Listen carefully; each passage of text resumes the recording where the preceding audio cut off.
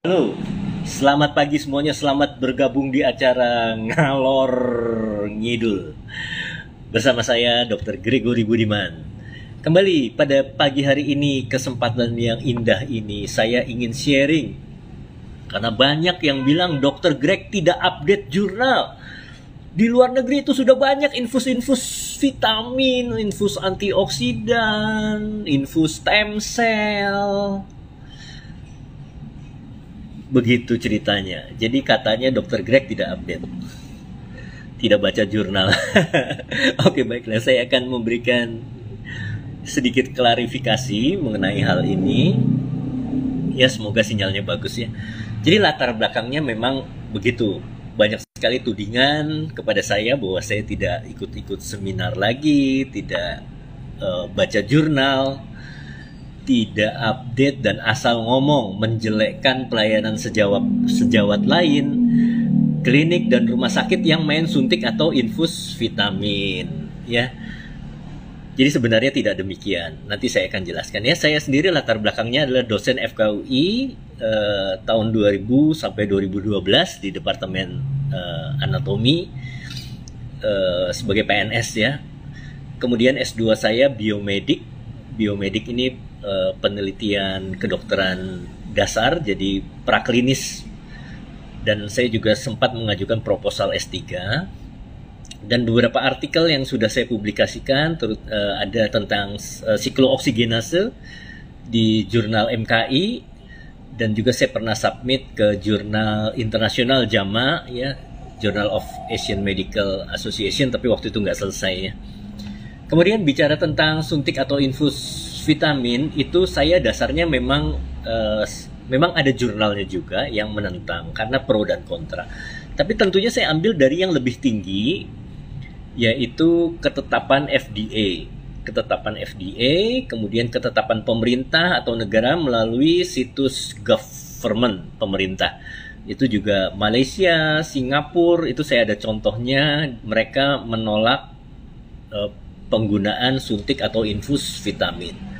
Lalu kenapa ada jurnal yang bilang vitamin C misalnya bisa untuk whitening, bisa untuk anti-aging, dan kalau pengobatan sih oke ya, misalkan ada terapi suportif untuk kanker, itu saya setuju ya, no problem. Cuman yang saya tidak setuju untuk terapi preventif, untuk menjaga kesehatan, imun booster, untuk mempercantik diri, memutihkan kulit, begitu. Nah, itu yang saya tidak setuju ya.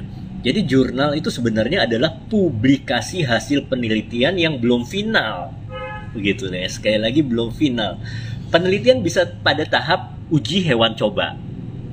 Jadi pada hewan coba, begitu ya. Jadi hewan cobanya dikasih vitamin C, terus apakah dia lifespan-nya tambah panjang atau tidak dari yang tidak disuntik, seperti itu pada hewan coba, belum bisa diterapkan pada manusia. Kemudian mungkin juga uji lab in vitro, kita lihat biologi molekulernya setelah disuntikan vitamin C, enzim, misalkan enzim tirosinasenya bagaimana, kadarnya dari sekian jadi sekian, atau terjadi perubahan biomarker pada jaringan ini bagaimana dan bagaimana. Itu tahap in vitro.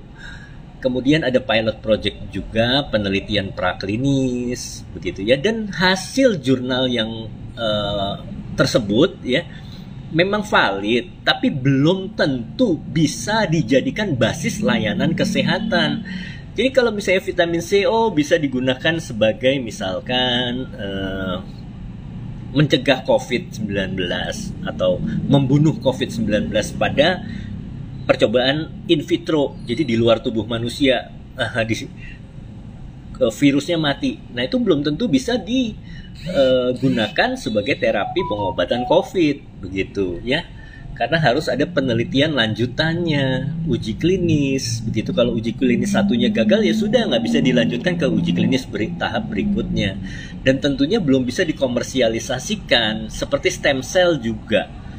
Stem cell itu banyak infus-infus yang ngakunya isinya stem cell, padahal stem cell itu penyimpanannya harus pada suhu yang minus berapa lupa saya, minus 40 derajat, 100 derajat atau bagaimana ya, minus 40-an derajat seperti itu, dan nggak mungkin bisa dijual bebas apalagi di online.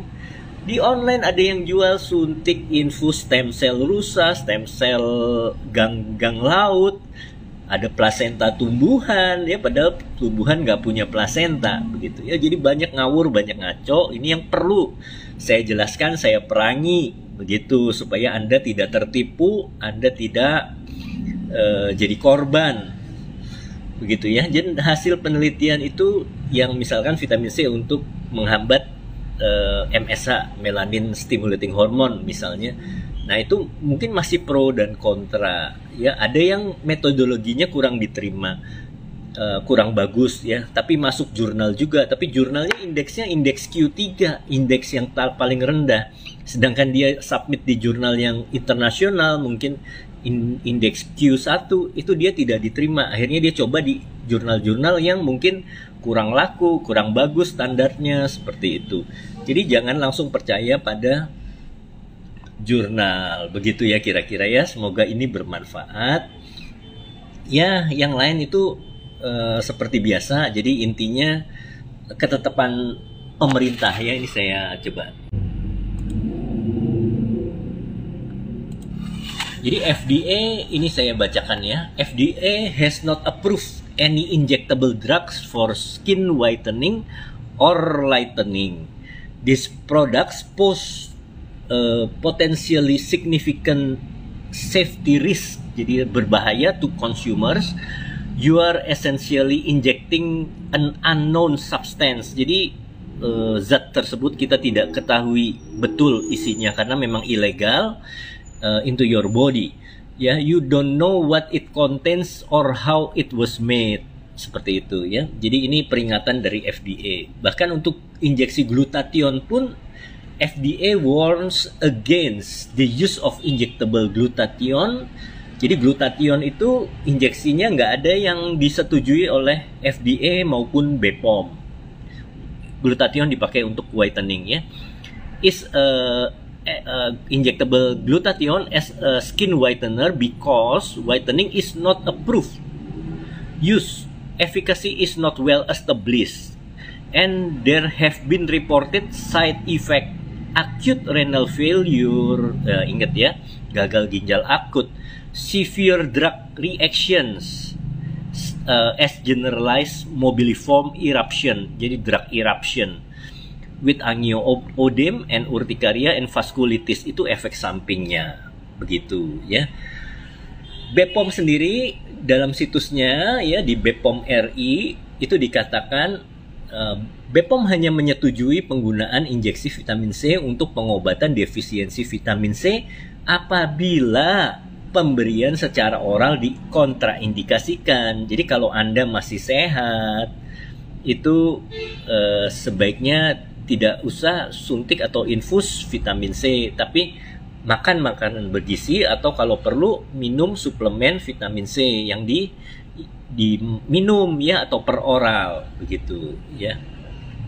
Masih banyak lagi. Ini Malaysia nih. Malaysia from the above review ini dari situsnya www.mohgov.my ya, Malaysia.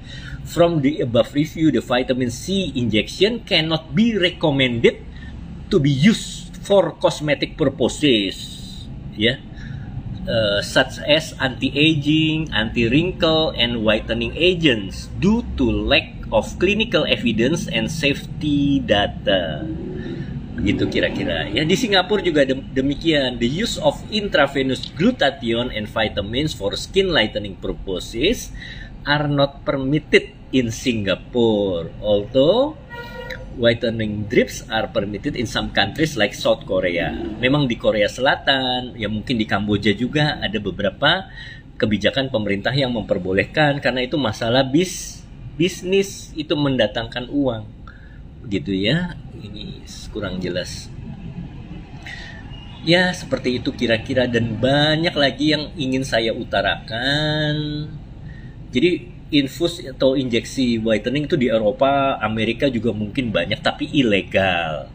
Jadi vitamin infusions have gained popularity in mainstream use. You can get infusions purported to fight fatigue, untuk kelelahan ya, untuk boost your immune system and plump your skin at IV Boutiques. Jadi dikatakan itu butik ya, bukan klinik atau rumah sakit, tapi butik. Butik yang suka jual infus-infusan. Tapi di sini dikatakan while it may sound intriguing, this type of vitamin IV therapy can be frivolous at best ya. Jadi bisa sangat sesuatu hal yang sangat sembrono dan melanggar etika atau keilmuan dari kedokteran ya. And dangerous at worst, bisa mengakibatkan hal yang berbahaya seperti shock anafilaktik sampai menimbulkan kematian, begitu ya. Are also quite different from ya begitu ya kira-kira. Jadi ini memang menghasilkan uang, dan customer yang punya jiwa labil ya atau obsesif itu bisa kena yang namanya body dysmorphic disorder. Jadi kulitnya udah putih mungkin ya. Mungkin orang Korea juga demikian ya. Dia kulitnya udah putih tapi merasa kurang cantik, kurang putih lagi. Dia suntik whitening lagi begitu. Akhirnya mengalami dependence ketergantungan. Nanti ketergantungan saya akan ceritakan ini. Ya, jadi what is more, the body can become dependent on high dose of vitamins. Ya, when you stop, the body is no longer efficient at absorbing them from food, and you become nutrient deficient, even though your diet may be good. Gitu ya. Jadi kalau Anda udah kebiasaan suntik vitamin dosis tinggi, nanti kalau nggak suntik vitamin, Anda akan seolah-olah kekurangan vitamin. Seperti teman saya, dia biasa suntik vitamin C, sekalinya nggak suntik, gusinya berdarah, perdarahan gusi, sariawan, begitu ya. Jadi ketergantungan. Oke, begitu ya. Can you get addicted to vitamins? Taking high dose of vitamins known as megadose can be dangerous, even deadly. Some users may even become addicted to their multivitamins, vitamins, and supplements. Begitu ya. Jadi ini jurnal-jurnal yang saya kumpulkan. Begitu. Jadi saya juga kumpulkan jurnal, baca jurnal juga, dan tentunya yang lebih tinggi dari jurnal adalah ketetapan FDA dan BPOM, karena itu sudah menjadi regulasi pemerintah.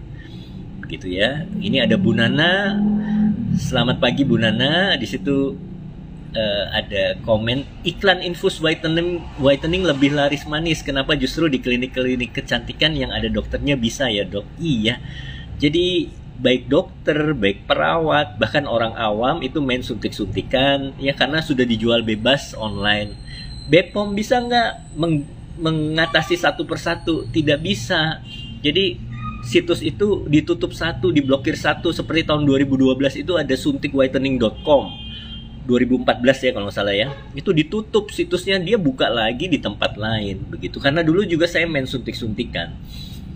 Ya begitu ya kira-kira. Semoga ini bermanfaat. Jadi sekali lagi, saya tetap baca jurnal, saya tetap updated. Jadi untuk penelitian-penelitian yang sifatnya in vitro, pilot project ya, kemudian apa namanya, biomolekuler, itu saya updated, saya baca tetap jurnal-jurnalnya.